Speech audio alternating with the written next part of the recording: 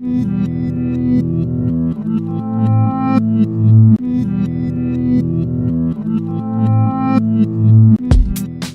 what was the inspiration or your motivation behind Active Spaces?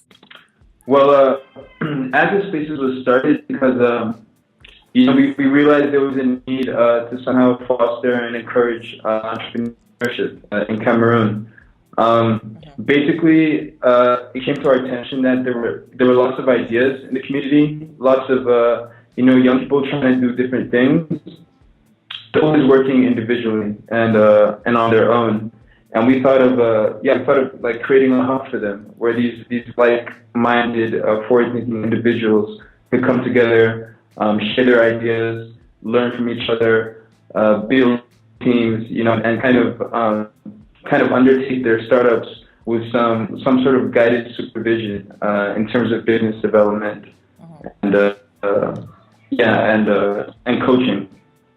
So that was kind of what motivated us to start. Are you mostly technology focused, like the projects you take on or the business development that you do for students and the help you give them? Is it mostly innovation and technology focused, or do you have any project that they can come to you with? Yeah, actually, no. Active Spaces it stands for African Center for Technology Innovation and Ventures, and we focus on technology projects. We focus on businesses that are leveraging technology in some way to solve a problem in the community. So the projects that we incubate, the projects that we accept into the space are for the most part technology projects. But in terms of support that we give, technology is not really technology support is not what we give. I mean, most of the people that come in here are techies, are engineers, one way or the other. The support that we give them is really in terms of business development.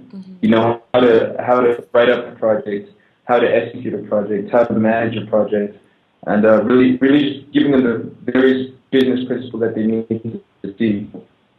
Are there any recent projects that you've been exposed to or helped with that are unique? And can you talk about that a little bit? Oh, This wow. is actually one of my favorite ones. This is a project that Albert worked on, and maybe he can tell you a little bit about this. But this project is called Bizoo.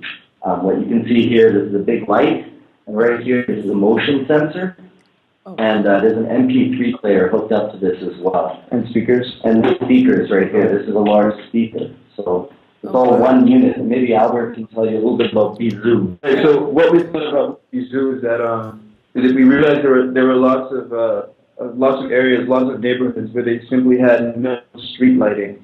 Basically just very dark areas. And so, these kind of areas, you'd have lots of robberies going on. You have lots of, accidents related to the lack of light. And we kind of went to the council, to the rural council in Boya, and we're like, well, there's a problem in these areas. Why don't they have street lights?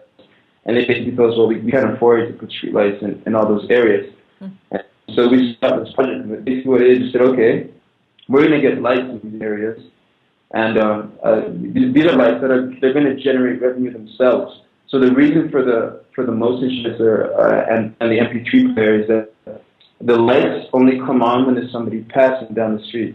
Cool. So if you're passing down the street, yeah, the lights come on, and then there's an audio message attached to the light. So that audio message could be a form of advertisement. It could be like, this light is sponsored by IPI blog, for example. With awareness announcements, you often have like United Nations or government trying to, AIDS awareness, different public awareness and announcements. Anything can really be broadcast, but really in the rural regions as well. Right. So it's cost efficient in the sense that it's not constantly consuming electricity like normal street lights. They're not always on. They only come on really when they're needed. And at the same time, they're generating revenue off the audio advertising, and that was kind of our idea behind it. So now, what you mentioned are business plans, processes. You have an invention there with the streetlights invention that you're working on. Who actually owns the intellectual property? Like, do you talk to your clients about that? Do you educate them on that? Do they? Or what's the feel about it? What's the feel about IP in Cameroon? Like, what do people think about it? Do they care? Do they not care? Should they care? What do you think? Well, as a matter of fact, IT is 99% of the time we don't discuss it at all. It doesn't come up. We don't talk to our clients about that. We don't talk to the startups about that at all. This is not because we totally neglect it. This is just kind of it's due to the business environment that we're in. Interestingly enough, like a few months ago, we had there was a research project going on between the tech hubs in Africa, and we had a researcher come to Activspaces, and she had a little talk on IP, and it was interesting because all the startups were like, yeah, you know, we don't care about IP because in Cameroon there's really nothing you can do about that. Like, first of all, we do have the OAPI, which is it's an African organization for intellectual property. But to actually get your business, you know, or any part of it copyrighted is extremely costly. It's not affordable to, you know, to a startup entrepreneur or to many entrepreneurs at that. It's quite a lot of money that goes into actually protecting your intellectual property. So it's just a thing that Cameroonians really don't look at. Yeah, and the history of litigation in Cameroon, I hardly ever heard about you know, about IP litigation, about you know, about people going to court because IP was violated. It really just doesn't happen.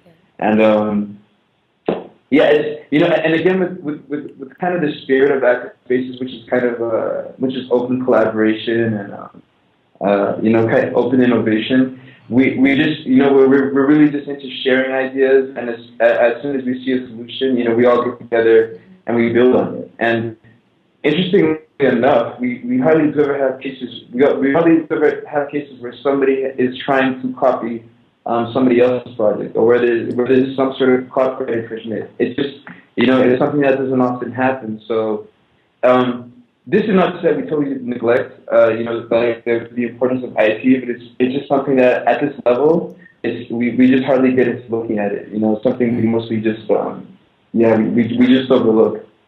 What's the most rewarding part of what you do at Activspaces? Oh yeah, I don't know. I think the most rewarding part is kind of seeing people get employed and then employing other people. We've had